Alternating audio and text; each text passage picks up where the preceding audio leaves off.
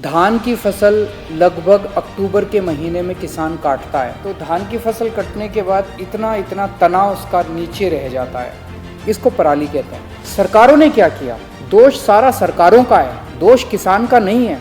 जो किसान अपने खेत को जलाएगा उस पर पेनल्टी लगाई जाएगी। सरकारों को समाधान देना चाहिए, सरकारें दोषी हैं। पिछले साल दिल्ली सरकार ने समाधान निकाला। पूसा इंस्टीट्यूट ने एक बायो डिकम्पोजर बनाया। उस बायो डिकम्पोजर को हमने दिल्ली में टेस्ट किया।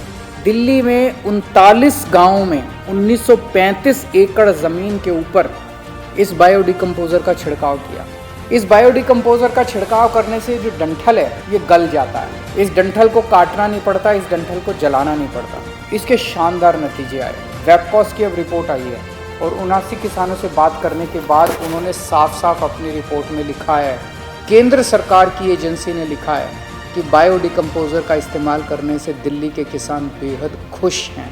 90% किसानों ने कहा कि 15 से 20 दिनों के अंदर उनकी पराली गल गई और उनकी ज़मीन तैयार हो गई अगली गेहूं की फसल बोने के लिए। मिट्टी की क्वालिटी जो है उसमें इतना सुधार हुआ कि गेहूं का अंकुरन 17 से 20% तक बढ़ गया। बायो डिकम्पोजर का इस्तेमाल करने से जब अगली गेहूं की फसल आई उसमें लगभग 8% की वृद्धि हुई है। दिल्ली के किसान खुश हैं। अब ऐसे ही आस पड़ोस के राज्यों के किसान भी खुश हो सकते हैं अगर वहाँ की राज्य सरकारें भी बायो डिकम्पोजर का इस्तेमाल करना चालू करें। और अब पराली को जलाने की ज़रूरत नहीं है। अब कम से कम हम लोगों को, सब लोगों को प्रदूषण से मुक्ति मिलनी चाहिए।